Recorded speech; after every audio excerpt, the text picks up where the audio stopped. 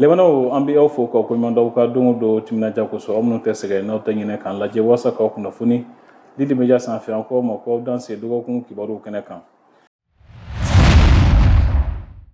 Bi kibaru kumabaw la an bɛ taa lere lakanabaliya kama dugu in dasɔgɔlen don jatigɛwalekɛlaw fɛ a kɛlen bɛ sababu ye ni ka gɛlɛya caman lase sigidalamɔgɔw ma an bɛna seereya dɔ sɔrɔ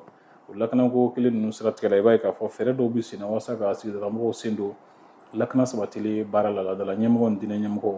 an bɛna laseli dɔw fana sɔrɔ o siratigɛ ninnu kan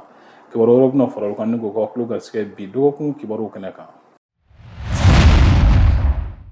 Lemanaw an bɛ aw fo ko kura ko aw dan si an ka dɔgɔkun kibaruw kɛnɛ kan lere mara la i b'a ye k'a fɔ ko Tɔnbukutu région la jamana kɔnɔfɛla na lakanabaliya barika ka bon yen nɔ kosɛbɛ a bɛ kalo saba bɔ jatigɛwalekɛlaw ka kulu min bɛ wele ko JINEM o kɛlen don ka da sɔgɔ ni dugu in dara don ka bɔ bɛɛ lajɛlen gɛlɛyalen don kosɛbɛ minnu bɛ se ka boli olu kɔni bolila nka caman fana bɛ yen nɔ minnu ni hali u balocogo gɛlɛyalen don sisan an ye sira dɔ sɔrɔ nin kumakanw na an kan kulomadaw fɛ. Datuguli ka bɛ mɔgɔ mɔgɔ bɛ se ka i dɔgɔ ka bɔ bɛɛ bɔra foyi tɛ min bɛ don ale yɛrɛ bi hali o tɔɔrɔ tɛ dɔn hali moto tɛ dɔn baara k'a f'i ye cogo min na o de don foyi n'i ye mɔgɔ minnu ye taale dɔrɔn sɔrɔso de bɛ ka mɔbili minɛ u bɛ taa u bɛ segin a banna c'est fini kuma in bɛɛ filɛ nin ye k'i tɛ furakɛli ko la ni kalanko la dɔw bɛ dumuni ko de la hali sɔrɔ dɔw ko ne ma ko furako n k'a ma ne tɛ taa dɔgɔtɔrɔso la ne den tɛ taa ne tɛ taa walahi n tɛ taa an ka balo ko dɔrɔn de jɔrɔ b'an na walahi an ka balo ko dɔrɔn de jɔrɔ b'an na an ka mɔgɔ fanba bɛɛ bɛ ten o y'a dɔn ni nin kɛra dɔɔni bɛ mɔgɔ dɔ bolo olu fana i b'a sɔrɔ minɛn maralen don bolo u b'a dogo n'a ye waati kɛ ba olu fana bɛ bɔ ka piri d'a kan a tɛ se ka san ni piri min ye o fana gɛlɛya bɛ yɔrɔ ninnu kan kosɛbɛ an b'a difficulté bɔ a la gɛlɛya min y'an sɔrɔ ne bɛ se ka n'o bɛɛ f'i ye téléphone na n tɛ se o non an kɔni bɛ dugawu de kɛ yare jɔn ni gɛlɛya fɛn fɛn n'a ye silamɛ sɔrɔ i b'i da ma kasi ala la an y'o dɔrɔn de kɛ an ka situation dɔnnen don diɲɛ bɛɛ b'a kalama y'a faamu n bɛ kuma laban min fɔ yan n ye ala de wele ala k'a nɔgɔya bana an bɛ se o dɔrɔn de la ni ala ka jɔn n'a degunna a bɛ ɲɛsin ala yɛrɛ de ma hasbunallahu wa ni'mal wakil. O kɔfɛ ONG WANEP Mali mɔgɔw ye baara dɔw daminɛ u ni jamana ɲɛmɔgɔw ka jɛ ka baaraw hukumu kɔnɔna na Kati ka ladala ɲɛmɔgɔw ni diinɛ ɲɛmɔgɔw sen don lakanako baara fɛɛrɛw sabatili la walasa se bɛ se ka sɔrɔ jatigɛwalekɛla in kan cogo min na kalan dɔ daminɛna walasa ka se ka diinɛ ɲɛmɔgɔ ninnu ladala ɲɛmɔgɔ ninnu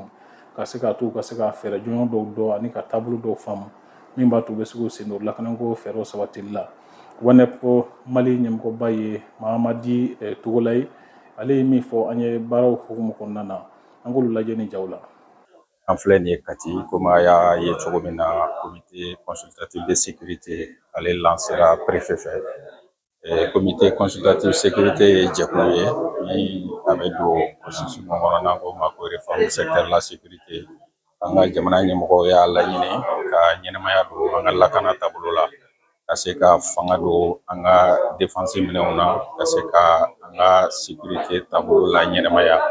donc o hukumu kɔnɔna de la 2019 o kɛrɛ dɔ taara ko ka comité consultatif de sécurité bila commune bɛɛ lajɛlen na i b'a dɔn Mali ka bon donc a bɛɛ tɛ se ka kɛ ɲɔgɔn fɛ donc ani commissariat la réforme sectorielle la sécurité an bɛ baara la ɲɔgɔn fɛ ani UNCAP Sahel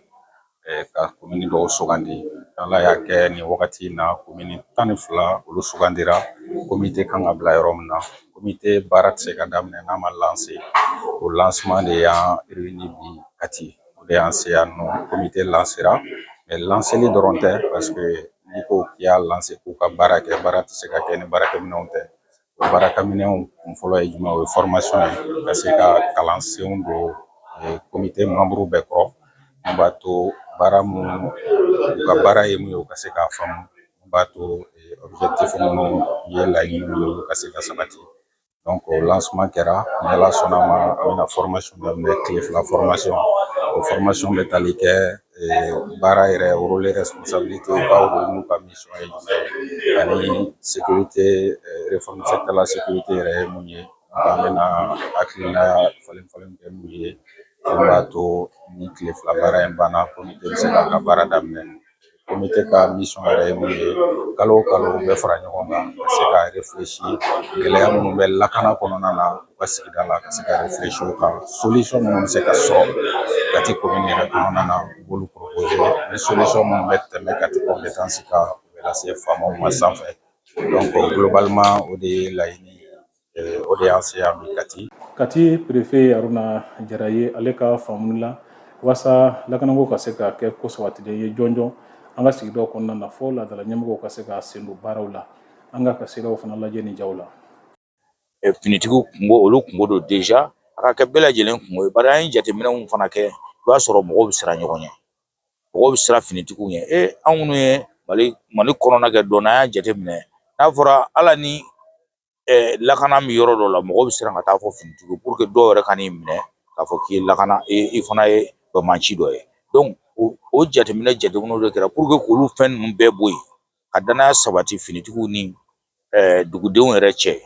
ni fɛn ninnu ni fɛn minnu kɛra tɔgɔ fila ka ɲi kosɛbɛ kosɛbɛ a bɛna danaya sabati mɔgɔw ni ɲɔgɔn cɛ a b'a to kunnafoni minnu bɛ di kunnafoniw tɛna kunbɛ sira la kunnafoniw bɛ di ka ɲɛ donc lakana bɛ kɛ lakana sabatilen ye donc a b'an dɛmɛ kosɛbɛ kosɛbɛ basigi la a b'an dɛmɛ jamana in marali la kosɛbɛ kosɛbɛ donc je crois que hakilila o de kɔnɔ kosɛbɛ kosɛbɛ donc an bɛ bɛɛ lajɛlen fo an b'a ɲini minnu nana k'u jija ni tilefɛla baara in k'a k'u kungo ye bari i kana na ten k'a fɔ an nana ten i ka na k'a k'i kungo ye fɛn minnu bɛ kɛ fana n'u segira surtout dugutigiw b'a la n'u segira u ka conseil tɔw bɛ yen u k'u jija ka kuma yɛrɛkɛ u ka conseil tɔw ni ɲɔgɔn cɛ bari olu dɔrɔn tɛ se k'a bɛɛ kɛ i b'a sɔrɔ conseil bɛɛ b'i ka guwada la sigida la donc u ka kumaw yɛrɛkɛ pour que a ka se ka kɛ bɛɛ minɛnw bilalen filɛ a ka kɛ bɛɛ kungo ye bɛɛ k'a ta sɛbɛ la pour que a ka se ka jamana dɛmɛ bon weleweleda min bɛ c'est vrai il y a ville garnison c'est vrai sur le plan sécuritaire ni lakana jateminɛ gɛlɛyaba t'an kan komi yɔrɔ tɔw mali yɔrɔ tɔw mais a kɛra cogo cogo ala ni gɛlɛya tɛ yen i b'i jija fɛn mun bɛ yen i bɛ dɔ fara o kan de fɛn minnu b'an bolo déjà an bɛ dɔ fara o kan c'est pourquoi ni comité a nani bɛ fisa anw ma kosɛbɛ kosɛbɛ an bɛ baara min na an bɛ dɔ fara ka lakana baara an bɛ dɔ fara kan kosɛbɛ kosɛbɛ i jateminɛ Kati jateminɛ fana Kati kolen don ni commune misɛnnin caman ye c'est vrai u tɛ nin na mais an ka laɲini ye siɲɛ wɛrɛ u ka se ka don a la ala n'u ma don a la ninnu ka sababuya la an bɛ se k'u don a la de fait parce que ni comité in baara daminɛ an b'a ɲini maire fɛ mun ye comité président ye a ka se ka maire ninnu dɔw wele ka fara comité baara kan u ka se k'u da don a la bari Kati dɔrɔn ka sécurité n'i y'o assurer n'i ma kɛrɛfɛlaw assurer i ma foyi kɛ donc an b'a ɲini bɛɛ lajɛlen fɛ o communes fɛ surtout u ka ni fɛn minnu baaraw bɛna kɛ ni don nata la u fana k'u sen don a la kosɛbɛ kosɛbɛ ka ɲini Kati population fɛ lakana jamana kelen kungo tɛ o finitigiw kelen kungo tɛ minnu bɛna an dɛmɛ baara la olu kelen kungo tɛ an bɛɛ lajɛlen de kungo don donc an b'a ɲini population halisa davantage u k'an dɛmɛ lakana na kosɛbɛ lakana dɛmɛni wɛrɛ tɛ dɛ kunnafoni ɲuman ka kunnafoni ɲuman di mɔgɔ ka n'i ta sara mɔgɔ la ka kunnafoni ɲuman di mɔgɔw bɛ o kama ni kunnafoni ɲuman dira a ka ca ala fɛ jugu bɛ yɔrɔ o yɔrɔ mɔgɔ dogolen bɛ yɔrɔ o yɔrɔ a bɛ ye donc an b'o de ɲini population fɛ k'u jija k'u bolo di ka kunnafoni ɲuman di mɔgɔw ma kosɛbɛ kosɛbɛ surtout finitigiw u ka maires yɛrɛ b'u kɛrɛfɛ dugutigiw b'u kɛrɛfɛ u ka kunnafoni ɲuman d'u ma pour que u ka kunnafoniw lasegin e jateminɛ jamana yɛrɛ labɛnnen don o cogoya de la mais malheureusement mɔgɔw tɛ baara kɛ o cadre kɔnɔ o hakilila kɔnɔ donc o de bɛ kow gɛlɛya dɔɔnin sinon jamana labɛnnen don dugutigiw b'an kɛrɛfɛ maires b'an kɛrɛfɛ ka yɛlɛ fɔ commandalakaw la ka taa finitigiw la donc baara ka nɔgɔn mais malheureusement an ye fɛn caman kɔ faga dɔɔnin donc de sorte que an yɛrɛ ɲinɛna an yɛrɛ bilakun kɔ dɔɔnin a bɛ hakɛ to donc o de ye ko gɛlɛya mais je crois que ko bɛ ka na cogo min na. Chambre de commerce d'industrie du Mali ɲɛmɔgɔ sigi baaraw bɛ sen na i b'a ye k'a fɔ ko Kadijatula ale ye sɔrɔ musomaba ye ale kamɔlen don ɲɛmɔgɔw nɔfɛ a y'a jira k'a fɔ ko waasa Chambre de commerce d'industrie du Mali CSIM ka se ka jagokɛlaw nafa fo yɛlɛma dɔw ka se ka don baara la o yɛlɛma ninnu ye jumɛn ni jumɛn ye an y'a ɲininka a ye jaabi minnu d'an ma an k'olu lajɛ nin jaw la. Bon, hakilila nana cogo min n y'a fɔ cogo min chambre de commerce service fana b'a la commerce y'an bɛɛ ta de min yɛrɛ y'a kɔnɔ n commerce fana bɛ yan commerçant de kama ni industrie ni service ni degun b'an kan chambre de commerce fana dabɔra mɔgɔ formation kɛ mɔgɔ kun fɛn o fɛn ye jago fɛn o fɛn ye hadamaden i bɛ fɛ sanni feere kɛ fɛn o fɛn la ka wari labɔ min yɛrɛ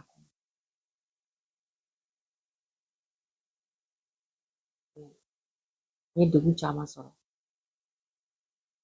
se k'a fɔ je suis pas ma satisfait chambre de commerce approche la commerçant ni degun min sɔrɔ i hakili la fɔlɔ bɛ yɔrɔ min ye chambre de commerce ye yɔrɔ ye ale de bɛ anw ni faamaw ni ɲɔgɔn cɛ ale de bɛ anw ni international ni ɲɔgɔn cɛ donc ni degun y'an sɔrɔ ni s'u ma n y'a ye fɛn caman bɛ yen a ma daminɛ ni fana dɛ fɛn caman bɛ yen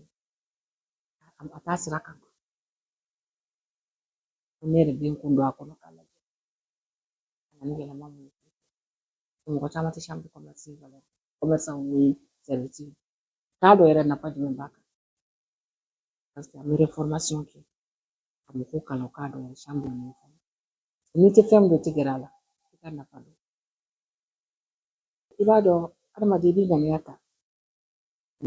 ne hakilina ye min ye fɔlɔ o ye n y'a fɔ cogo min na ni yɛlɛmani caman ye sugu sira la fɔlɔ sugu fɔ kosɛbɛ parce que ɲɛ b'a la sugu t'an bolo c'est vrai que fɛn tɛ chambre de commerce bolo peut-être mais diɲɛlatigɛ fɛn bɛɛ ye partenaire bɛ sɔrɔ a bɛ se ka b'a fɛ ka sugu ninnu ye surtout sugu an tɛ se ka baara kɛ sugu kɔnɔ mɔgɔ caman b'a fɔ wari bɛ sɔrɔ min ka wari sɔrɔ an tɛ se ka don fɛn bɛɛ détail kɔnɔ sugu in kɔfɛ an bɛ n y'a fɔ cogo min an bɛ commerçant caman ye u t'a tɔgɔ dɔn parce que n'i nana juru ta banque la ka papier 120 t'a k'a d'i ma tellement wari bɛ da yan papier bɛ da yan a papier signé sisan i bɛ taa wari ta k'a signé i b'i yɛrɛ coron parce que e ɲɛ bɛ wari de la ne tɛ jigin u la u t'a dɔn c'est parce que chambre de commerce ka rôle ne ka rôle kɔni ni ala y'a kɛ kan ka yɔrɔ dɔ de bila yen i b'a fɔ n'u t'a dɔn se ka na chambre la mɔgɔ dɔ bila yen a tɛ kɛ fufu mais i bɛ wari min parce que n'i ko mɔgɔ ka fɛn ta ka taa consultant ni fɛn a bɛ caya o ma an bɛ mɔgɔ dɔw bɛ yen mun bɛ se ka u dɛmɛ ka sɔrɔ a ma digi u la ka taa dɛmɛ u bɛ juru ta cogo min a kɔlɔlɔ yɔrɔ min a b'a f'i ye a nafa yɔrɔ min a b'a f'i ye o ni degunna fana parce que ni degunna mɔgɔ man ka boli juru ɲɛ k'a fɔ banque juru bɛ na i bɛ boli n'a y'a sɔrɔ i m'a namara i m'a dun kɔlɔlɔ de y'i sɔrɔ i man ka boli approche bɛ yen ka yira banque la vraiment a m'i namara par exemple an filɛ yɔrɔ min bi gasoil dɛsɛ bɛ yɔrɔ mɔgɔ caman jɔra n'a y'a sɔrɔ banque juru b'i la e ye kalo kelen kalo fila kalo saba e ma se ka baara kɛ o tɛ mɔgɔ nɔ ye a bɛ yira banque la a b'i namara donc banque kan ka pénalité jɔ de o ye chambre ka rôle ye papier yira la ka yira k'a fɔ ka commerçant in défend an bɛ hakili an ka mɔgɔw mago bɛ caman na formation an ka mɔgɔw bɛ to kalan ka formation kɛ mɔgɔ kun chambre ka rôle ye par exemple an bɛ boulangerie ta sisan boulangerie mago bɛ fɛn caman na formation ni fɛnw ka buru bila norme la ka place bila norme la ka fɛnw yɛrɛ caman kɛ yen bon service mago bɛ fɛn na gardiennage mɔgɔ caman mago bɛ formation na donc formation mɔgɔ mago formation na a yira k'a fɔ formation bɛ kɛ cogo min commerce sira i bɛ jateminɛ sisan commerçant bɛ se ka na n'a ka minɛn ye a bɛ taa commander Europe a b'a commander yɔrɔ min bɛɛ la problème ka ca commerce la bɛɛ n'i ka problème de don a bɛ se ka se Bamakɔ yan a sera a frontière la e kan ka dédouaner e b'a sɔrɔ n'a kilancɛ bɛ tiɲɛ na a bɛ boisson tigi la a bɛ kɛ pomade tigi la e b'a dédouaner an man ka dédouaner non avarie de don i b'a déclarer k'a fɔ avarie don mun kan ka na mun kan ka u bɛ na n'a ye mun kan ka dédouaner bila n bɛ ka exemple de ta quoi donc problème ka ca commerçant bɛɛ n'a ka problème i b'a sɔrɔ e bɛ minɛn ta yɔrɔ kelen ne bɛ minɛn ta yɔrɔ kelen ne bɛ minɛn ta yɔrɔ kelen an bɛɛ ka minɛn bɛ ta yɔrɔ kelen e commerçant caman na o minɛn mana se Bamakɔ e b'a ye e b'a ta e ni minɛn in bitiki in kan ka feere 200 e b'a ye nin b'a feere 50 e bɛ taa sanfɛ ka taa duguma i t'a dɔn kɛra cogo di aw bɛ ɲɔgɔn ɲininka an bɛɛ b'a ta yɔrɔ kelen an bɛɛ ka transport ye kelen dɔ ɲuman ye kelen mais n'i b'a se ka feere 50 ma concurrence déloyale de don olu n'a ɲɔgɔn kan ka kɛ bon an ka commerçant u b'a fɔ a bɛ e obligé k'i ta feere 50 e taara faillite la walasa e taara juru ta banque la mais c'est pas normal sɛgɛsɛgɛli kan ka k'a la e bɛ se k'i ta e feere 50 cogo di k'a sɔrɔ sɛgɛsɛgɛli kɛra a la k'a fɔ ninnu ta ye ninnu ta ye nin donc commerce kɔnɔna ka import b'a la export b'a la commerçant détaillant b'a la donc fɛn o fɛn bɛ se ka kɛ commerçant ka degun ye suko in fana Bamakɔ dɔrɔn tɛ dɛ an bɛna ne kɔni ta y'o de ye ka laɲini an tɛna se k'a bɛɛ ban o mana bɔ yen sɛnɛkɛla fana ye commerçant ye agro business minnu bɛ sɛnɛ kɛ ne b'a kɔnɔ olu fana n'i y'a jateminɛ sisan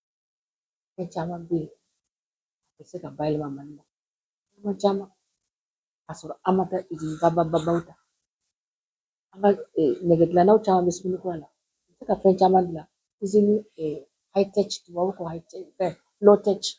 parce que high tech ye industrie ba ni low tech bɛ yen an bɛ se ka fɛn dɔw dilan yan k'a sɔrɔ a bɛ se ka an dɛmɛ ka développement kɛ burusi kɔnɔnaw na fɛn caman na ka bayɛlɛmali kɛ k'a sɔrɔ an ma se an ka taa san fɛn caman bɛ taa san jamana kɔfɛ ka na k'a sɔrɔ an mago t'a la par exemple fromage na n'a fɔra Mali mɔgɔ misitigi nɔnɔ bɛ bɔ tilemaw fɛ samiyaw fɛ nɔnɔ bɛ labɔ ka bɔ maliyɛn si tɛ une semaine kɛ a ma pizza dun pizza bɛ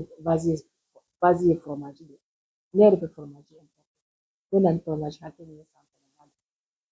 san kɔnɔ des centaines de milliards a bɛ ladon Mozzarella ni fɛnw alors que a bɛ se ka produire localement formation de don an bɛ formation kɛ mɔgɔw kun donc an b'a fɛ ka fɛn caman changer ani dossier traité ka nɔgɔya ani ni commerçant nana problème f'i ye a ka jaabi i bɛna n'i ka problème ye i tɛ jaabi yɛrɛ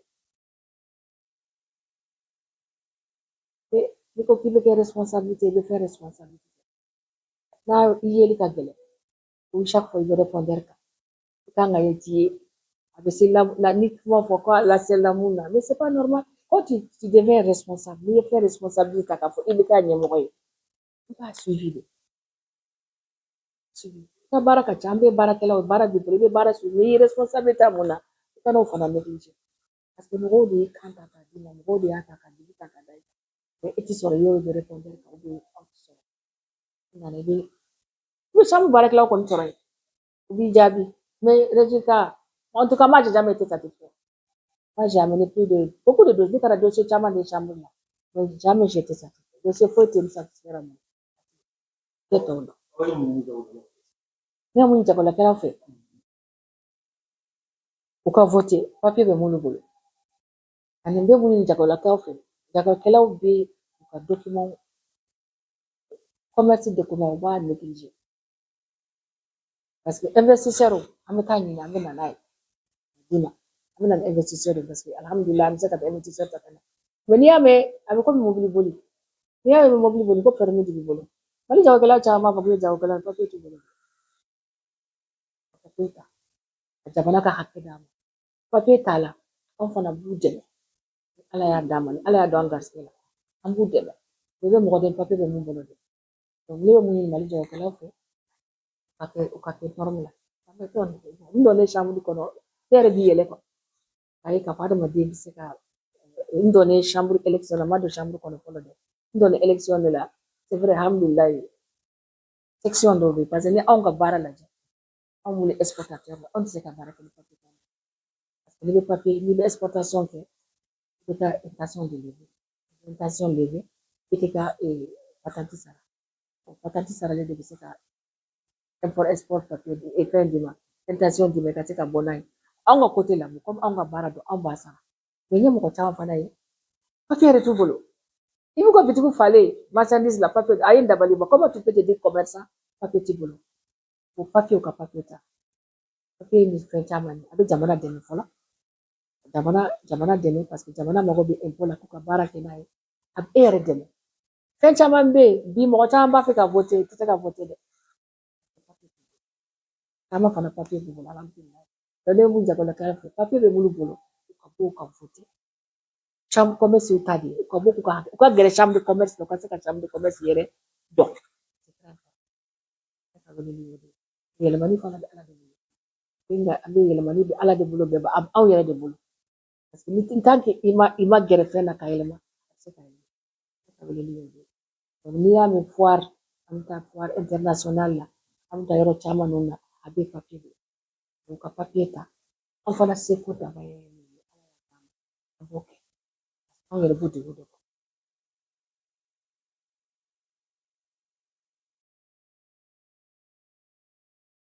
Lebanon de bɛ dan sigi bi dɔgɔkun kibaruw la baara ninnu ye jɛ ka baara ye Andre Traore Emmanuel Jara an b'a fɔ ko aw k'an bɛn ni Ala sɔnna ma dɔgɔkun wɛrɛ ka kibaru wɛrɛw kɛnɛ sigi aw ye.